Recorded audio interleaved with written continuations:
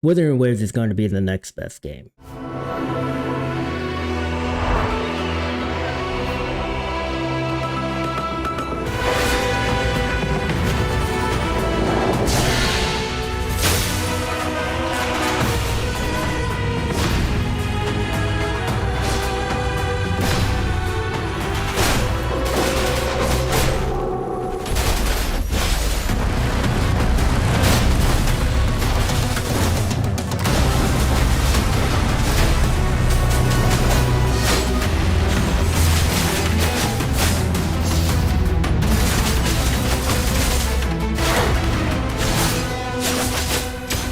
It's being created by Kuro Games, which also created Punishing Gray Ravens. And that game was touted for having amazing combat gameplay. Wuthering Waves is an open world gacha game in the same vein as Genshin or Tower of Fantasy, but with more of an emphasis on intense and difficult combat. Set in a futuristic post-apocalyptic world caused by a catastrophe known as the Lament, left humanity on the verge of extinction. Following this calamity, strange creatures began to emerge, threatening the recovery of human life, but humans being humans, they were able to adapt themselves and fight against the approaching threats around them, and rebuild their lives. We are the rover who awoke from a deep sleep with our memories, of course, missing, so we're amnesiac.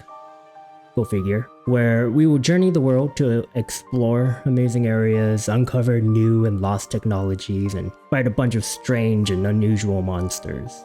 As the rover, we recruit units called Resonators, which are our gacha characters split into 4 and 5 stars. We pull on banners, which they call convenes, where you pull on a resonator or you pull on a weapon banner. Speaking of weapon banners, I want to point out that they made the decision to make the weapon a 100% guarantee.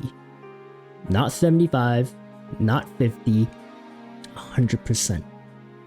That really makes weapon banners worth pulling. Yeah, well, to me at least. More on this on another video, for sure. I'll make a video on the banners specifically.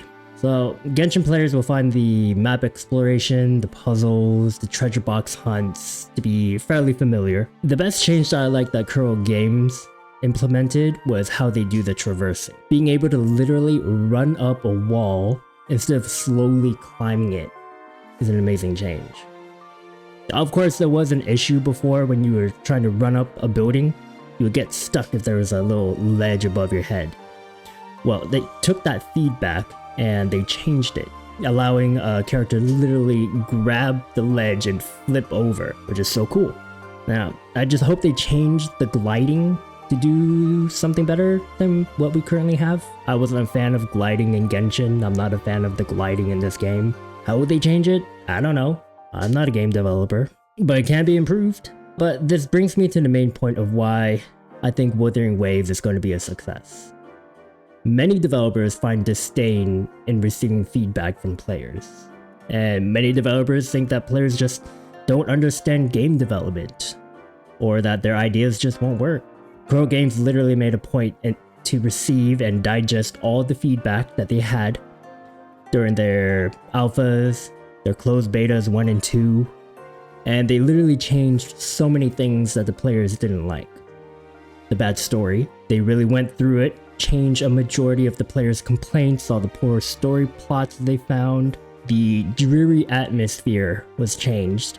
Even though this is an apocalyptic world, even I would have a tough time enjoying it without any significant change in the scenery other than the depression. Also, the ecosystem.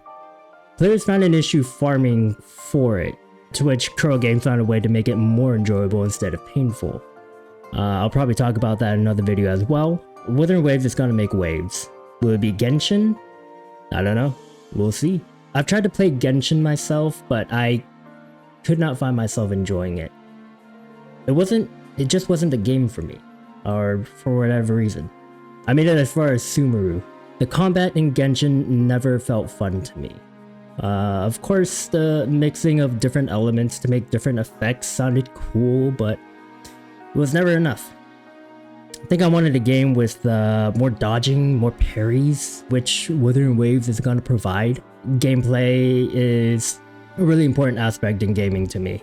Without good gameplay, there's no enjoyment, and without enjoyment, I'm not going to play it. I mean, that sounds obvious when I say it out loud. Well, I played Punishing Gray Raven 2, and the combat in that game was amazing. But I never got into it. Mainly because I started super late, and there was a release gap between the Chinese version and the global version. So I felt like we were always following along behind in their footsteps without really being able to discover anything on our own. Wuthering Waves, with their amazing combat, exploration, and hopefully bomb endgame, in my opinion, is the next game to look forward to. May 22nd.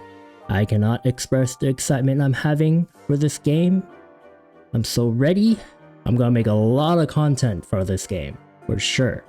I am still gonna play Honkai Star Rail, but as everyone knows, Honkai Star Rail is a really good secondary game.